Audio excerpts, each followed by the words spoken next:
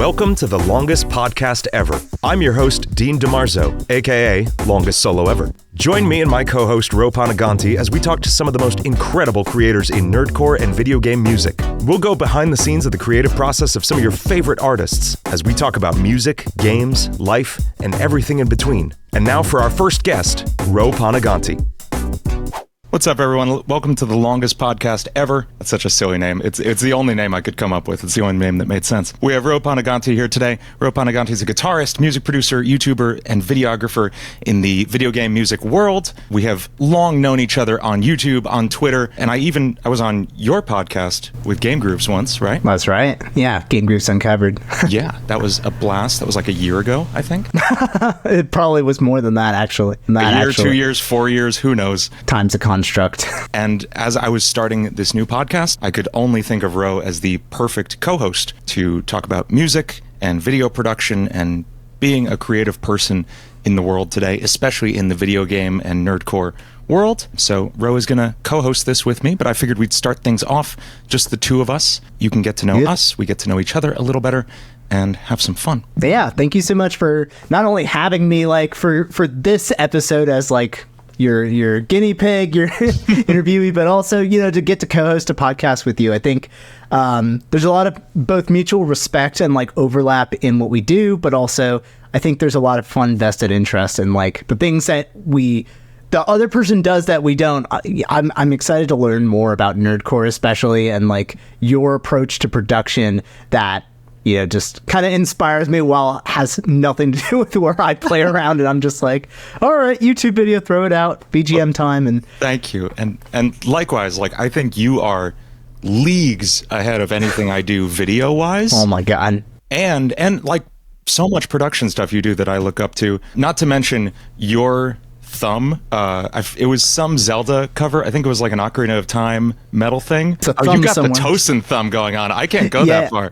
I'm whatever. I've heard double jointed isn't the right term, but that's what people know. Yeah. Yeah. Oh, that's fascinating. Do you find? I guess you wouldn't. I guess you would have nothing to compare to. But do you find it makes the thumping technique easier? In terms of where I've seen it, I guess that's the better way to frame that question. It's having a thumb that goes far back just means you're more flexible, I guess. So yeah, you could probably perform more creative things. Tosin Abasi, obviously, I think his thumb is similar to mine.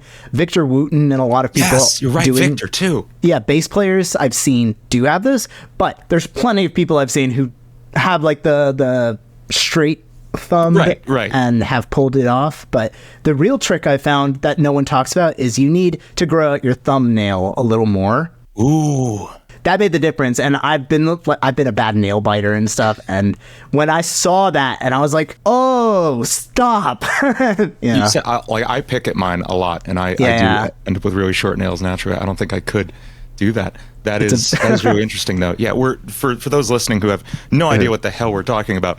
Let's audio descript this. Yes, thumping it's a technique on guitar borrowed from bass playing, particularly from Victor Wooten. Tosin Abasi from Animals as Leaders is the main guy who brought it over to guitar, and it's a technique of picking the guitar with your thumb, which both has a really specific warmer tone because we're dealing with flesh of the thumb instead of a hard guitar pick, which I'm failing to pick up right now. One of these. Yeah. And then it also allows you a lot more flexibility in what the rest of your fingers can do because you're not busy holding a pick with those. So now your whole right hand is picks all the way down, and so you can just nonstop. I find the crossover of flamenco playing where again it's not just fingerstyle, but there's a lot of, like you said, versatility because you've now used your thumb. But the percussive element of thumping is really attractive to me because it kind of reminds me of a lot of other instruments out there in the world, and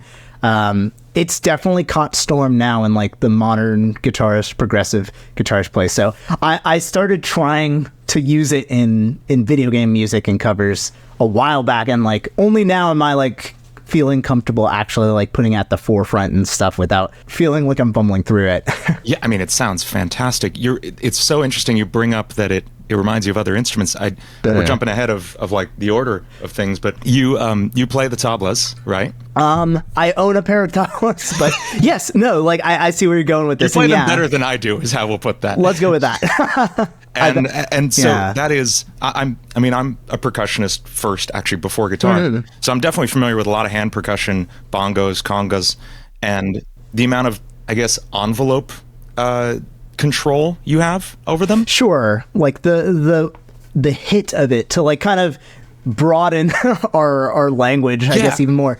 It's really signature, but I always do intro it as imagine Indian bongos, because you have that like tung tung sort of like resonance, and it's tappy, and like when you thump and put it together, I find you're kind of like playing to the tabla that way. And there's no Indian instrument, I think, that like thumps, like an electric guitar, but it's that variable muting of the strings. You can get like a full note out of it, or you can have it really muted and just be a percussive sound.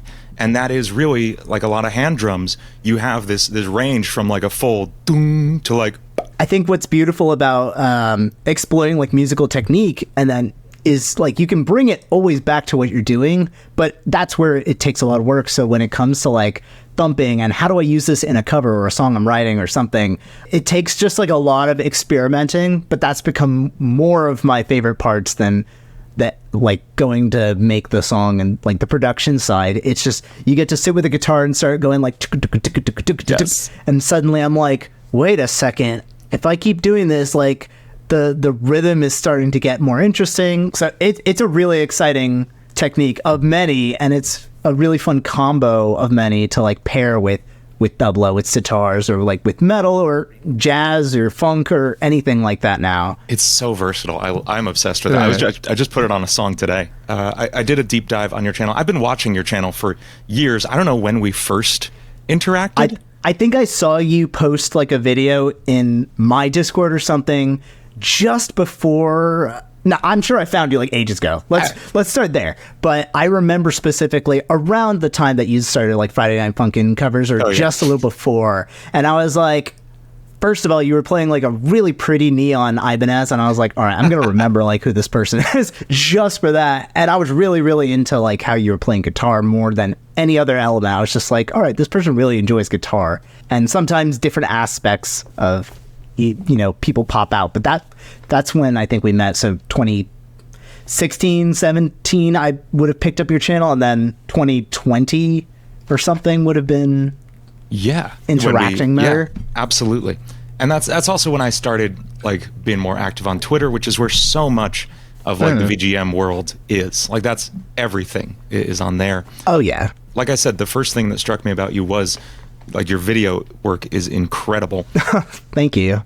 Also that we have, I think, very similar playing styles in a lot of ways. We've got so many of like old school influences when it comes to rock and metal. That's been really fun to see, like the Steve Vai stuff, Satriani, like bleeding in. And I was gonna say, I saw you covered Crushing Day, which is the hardest Joe Satriani. I would venture to say one of the hardest guitar songs of all time. It's absolutely the hardest Satriani solo, to the point where he never plays it live. He did like once on his birthday, I think a few years ago. Yeah, Crushing Day was, oh my God, that's talking like 2009. I went back.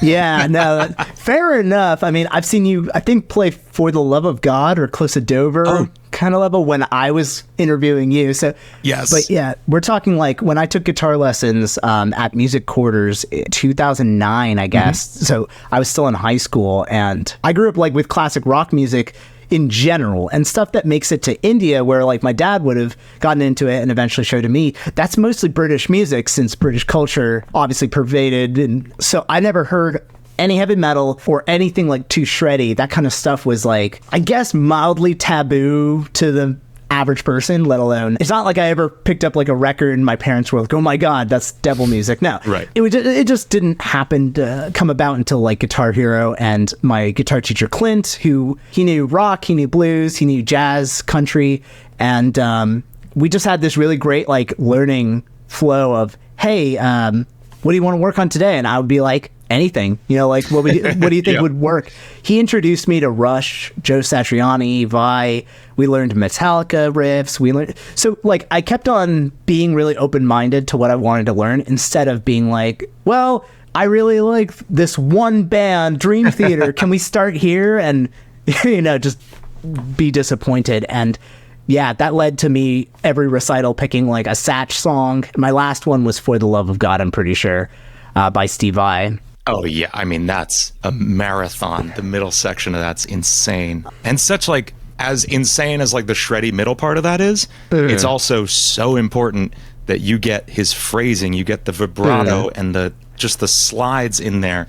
That's what makes Vi to me more than any of the fast movement. So he's my favorite living guitarist right now. And I think it was this year. I'll have to try to remember that I got to see him in concert and I did do the meet and greet so I could meet him. And my God, like, first of all, he's such a simple, kind, like, humble person, and he's very funny in person, which was nice.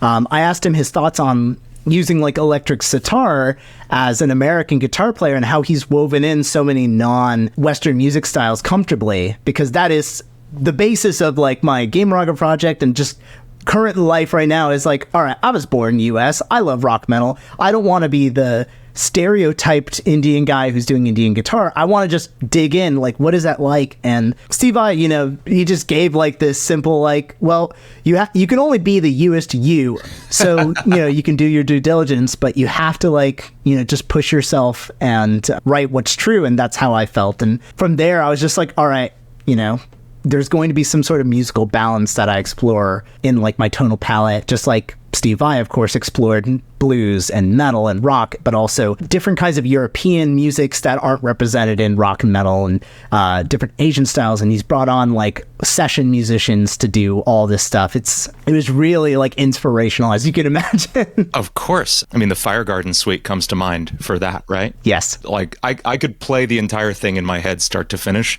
I've listened to that so many times, and it's like, 15 minutes long if you count Bangkok at the beginning? Yeah. I think I've spoken to a lot of people as like hey, like what kind of, influence do you have, and, what might be listenable, and to like people into symphonic music especially, I'm just like, this is kind of guitar music that I think non-guitarists can get into and have like a picture in their head of like this exciting weaving, world. And I wouldn't even think of it as guitar music necessarily. Right. Only because it's Steve Vai. Like, yeah, of course. Sure. And there's like some insane solo work at the end and stuff. But the middle, Angel Food is a piano solo with some acoustic guitar going on. Right. If anything, you can look at your VGM like timeline, and not everyone's going to have this kind of journey, but it's one I think of a lot. Is I listened to Steve Vai's you're gonna have to help me on this one, the live concert that came around like 2007, Where the Wild Things Are. Where the drummer comes out with the marching rig, right? Yeah. He has the violinists. Yes, that's incredible. I was in Shanghai for like a summer, and I only had access to Youku, and they had the full concert on that. Nice. Because I'm not even gonna start thinking about why. Sure.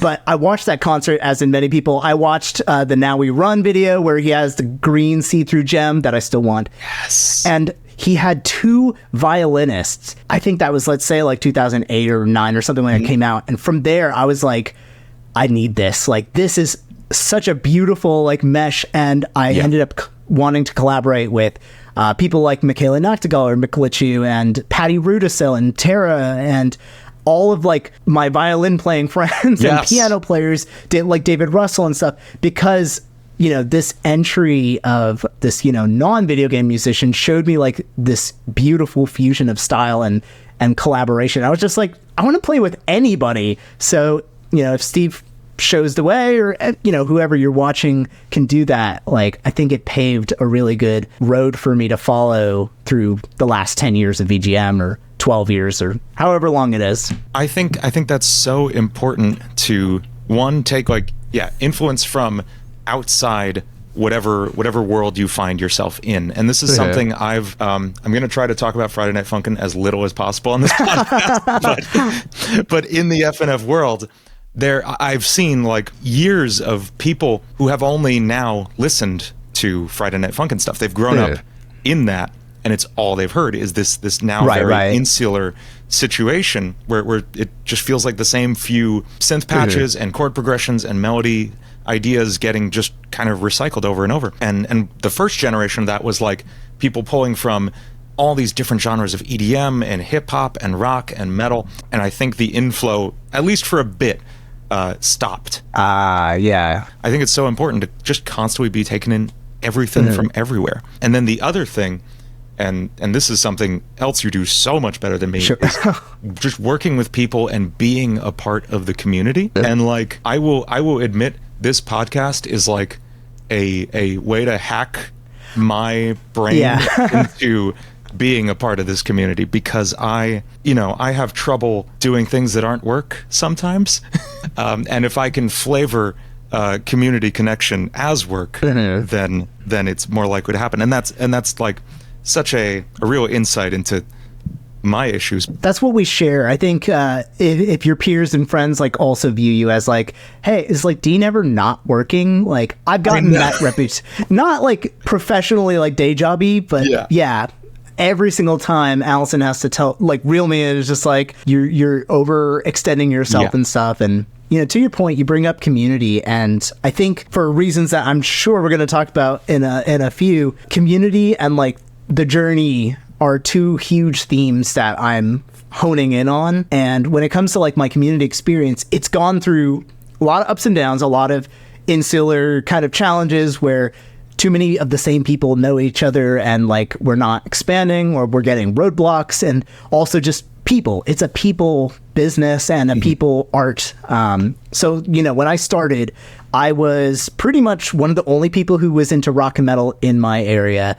I had to like kind of force a band out, and I probably was a horrible bandmate because I'm just like, let's play another Metallica song. I'm trying to crack my voice. I'm sure it already dropped. Is that the one that played Jump at that one show? So yeah, Jump was like me, my buddy on bass, who's now like a doctor somewhere, a drummer who I haven't heard from, but it was wonderful to play with for that one 2-year Brit keyboardist who only joined us for that show.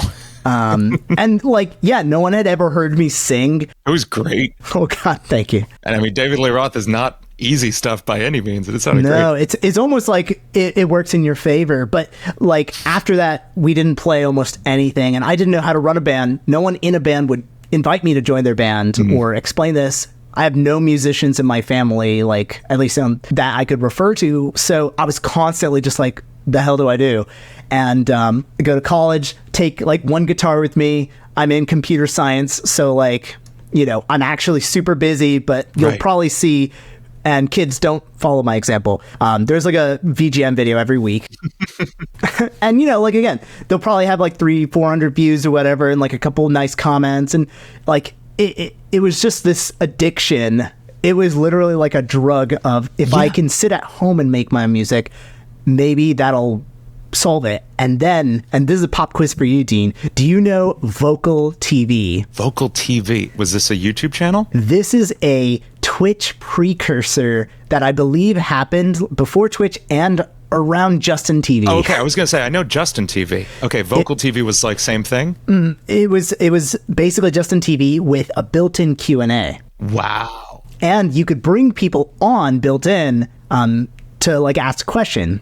So let's pretend like, I think I know like the year, I think it's 2011 or 2012. Vocal has been used by folks who are still around, like Family Jewels, and one by Classical Cat, who's now a huge Twitch streamer, let alone a fantastic musician friend of mine.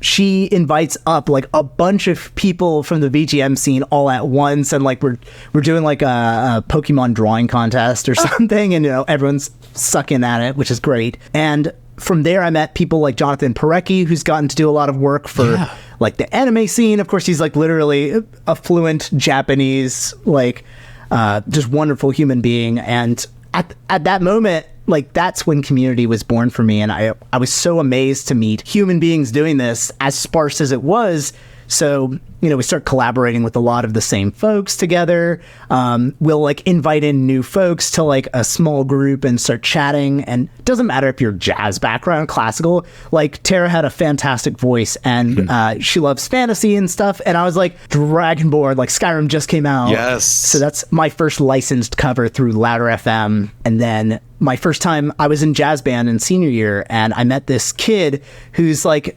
using Linux multimedia music maker and has, like a piano and a borrowed like baritone and stuff. And I'm just like, hey, like we should do something together because we exist. Like that was Carlosini, of course, or Insane in the Rain. Oh my God. Wow. In 2012. Yeah, we've been friends for too long. Oh, that's so cool. Yeah, at this point, he's like family because it's just like, because both of us have like gone through so much like college and life stuff in the span of that.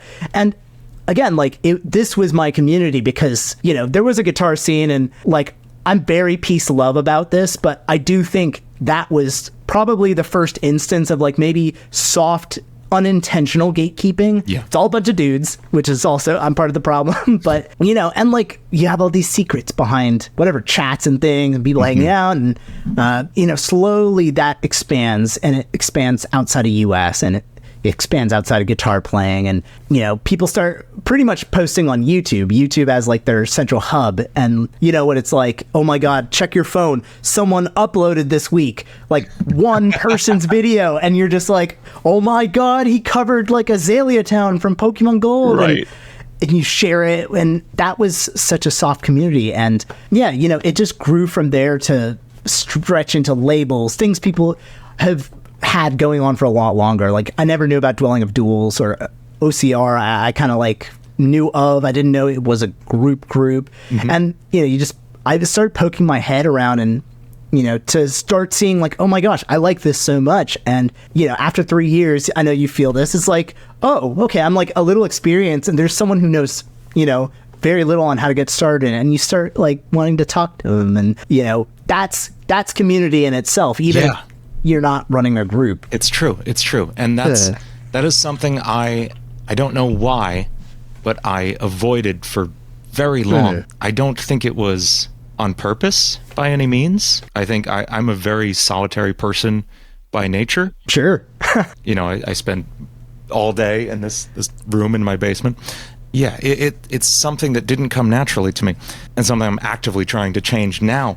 Yeah, I mean, do you find it like just an introvert thing, or do you also think it's the nature of just like being a content creator? And I hate having to say that word because everyone's mixed on where they fall into that. But I mean, the reality is you were a public musician and, visual artist. And that means anything you tweet is scrutinized. Anyone you talk to has an image formed of you before you talk. Yes. Like all those things. I don't think it has to be a content creator thing because I'm now learning, and this is the biggest lesson I've tried to force myself into learning this year, is that I can let other people help with things. I do not have to do this alone. And in fact, it's way better when I let other people help because there's things that I am not the best at. Just before we hopped on this call, I told you I was watching back a music video. I hired out an incredible animator for this music video. I just got finished watching it, and it's nothing like anything I could ever do in a million years, and that's okay.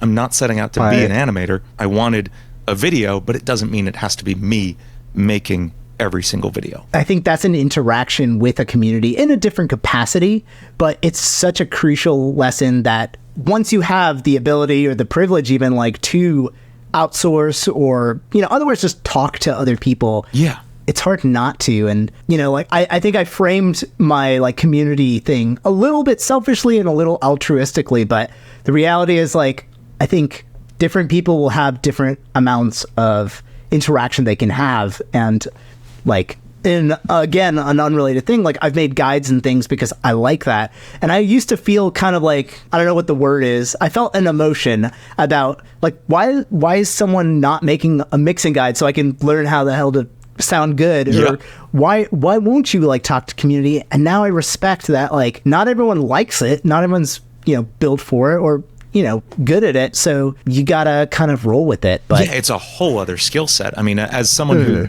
do you teach at all? I've taught guitar before and actually production here and there, but I've never been like a formal teacher the last like I don't know, 10 years. Yeah. So I've never been like a teacher in like a school, but I did give private guitar and bass lessons, and that is just a whole other world from like being able to do the thing and being able to explain the thing.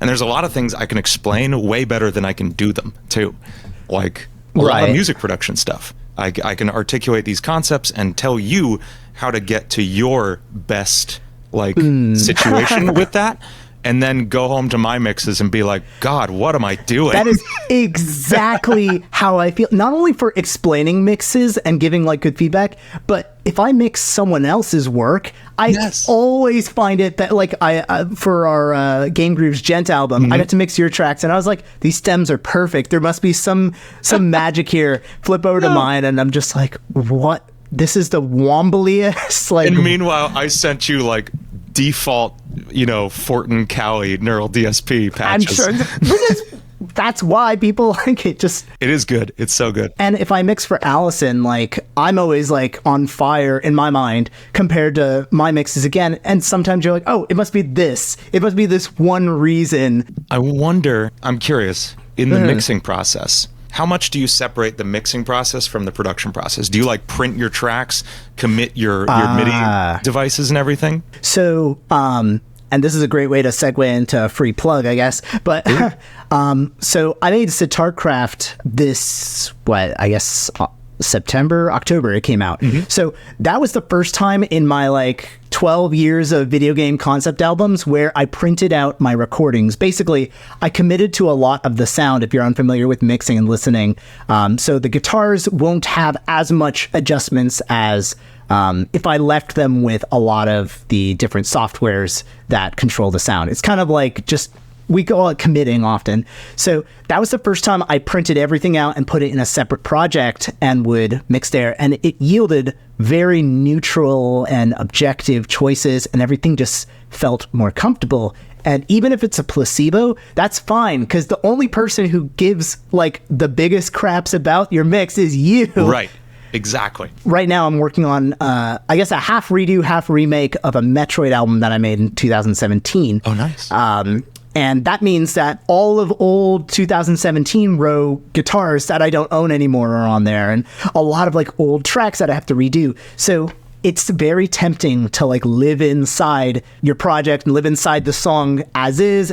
But again, like it was so much more freeing that I just had a new project made. I brought in a lot of things. I saved all of the synthesizers that, again, I don't own all the software anymore. So I'm like, phew. And then, you replace what you do. But when it comes to Allison, we have two machines, two separate recording setups. So my wife, she'll have like trombones recorded in our closet and kind of done on her Mac. And then she'll edit and tune and everything as much as possible and send it to me, where I have, like our jazz kit. She did a big band Kingdom Hearts album, which it's fantastic. And I didn't know she could play like 4 of the instruments on it.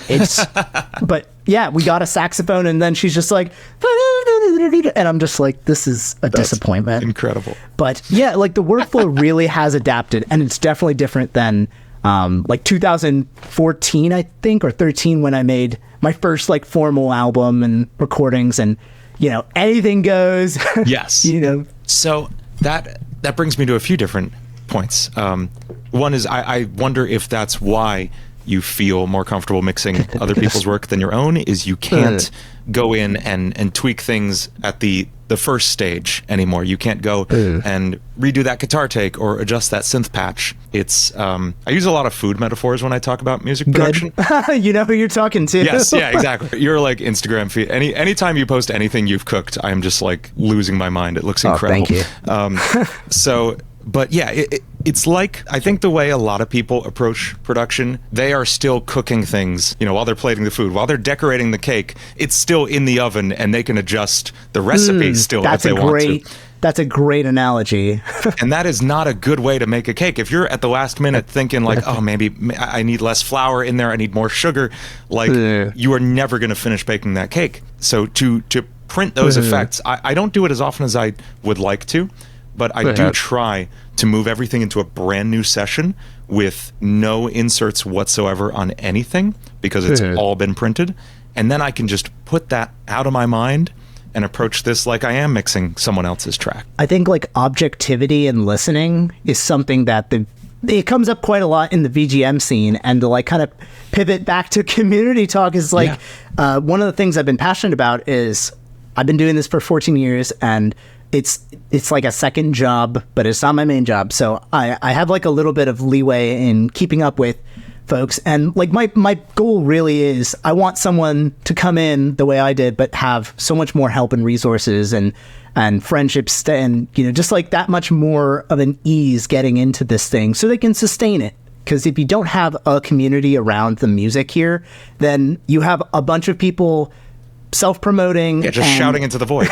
Shouting into a void and never getting to sit back and put on headphones and like actually hear it. So, you know, mixing feedbacks has been one area where I, you know, dip my toes and, you know, things like printing out your stems or committing to sounds and hearing someone do something different than what's the norm is important. And there used to be a point where everyone was like, oh my gosh, I need to commit to a weekly schedule so that, I've been there. I'll go. Yeah. And I used to really unintentionally stick to one as well. But the last few years, I've noticed like internally, like in this little heart, there is a, you know, enjoyment from the albums and like the art side.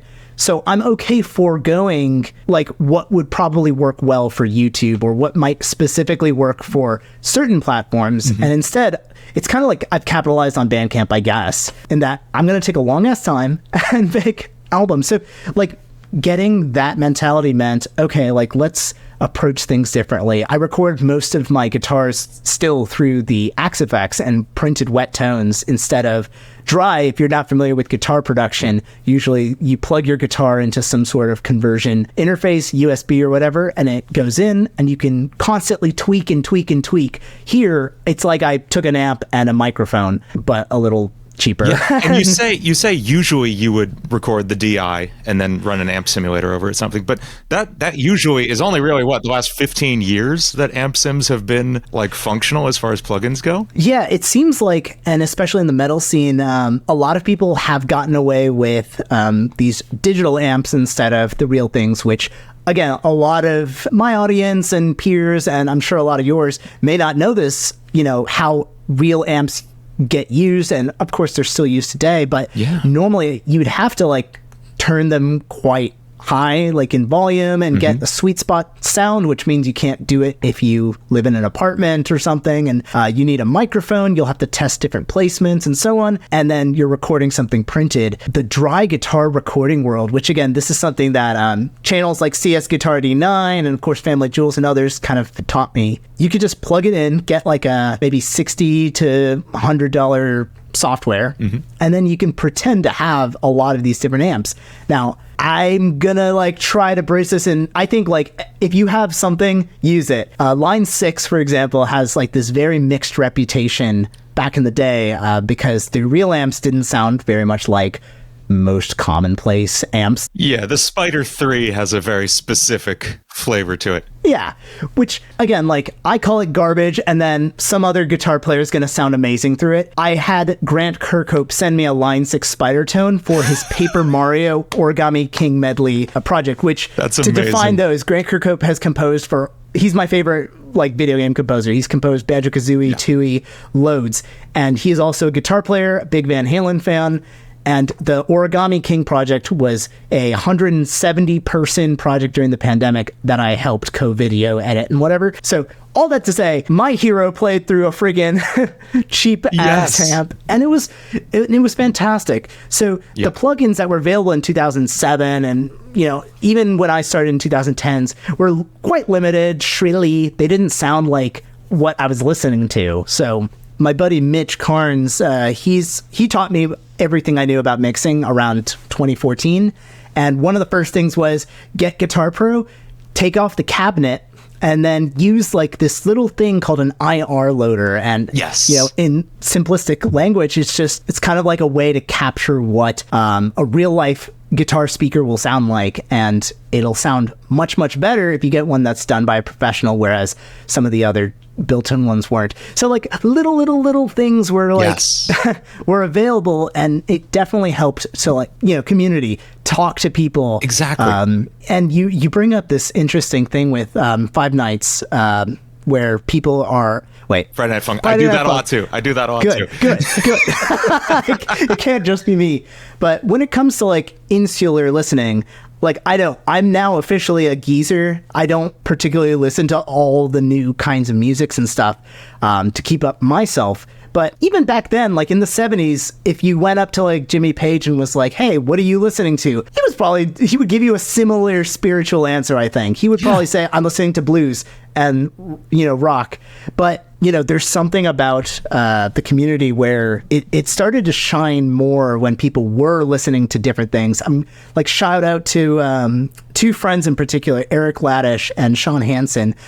These two, you could call them jazz artists, but it's a disservice to how like diverse their listening is and how eager they are to like share mixed feedback, ask for it publicly all the time. They're listening to like metal, and they're listening to rock and game soundtracks. That's like one of the elements of the the VGM community and this cover arranger world that's helped people propel. And both of them have like successful like growing arrangements and bands now. Eric started one called Split Screen that I video edit for. They're great. And yeah, again, that's another kind of interesting way that I've wedged my like community cycle back, is just sharing recommendations, giving them like, hey, could you listen to this, or like different people's just interactions to co-better one another. I think there's a word it's on the tip of my tongue, but there's a word for like knowledge shared within an industry. Well, again, it's like secrets shared and lack thereof, which I'm a huge Periphery fan, and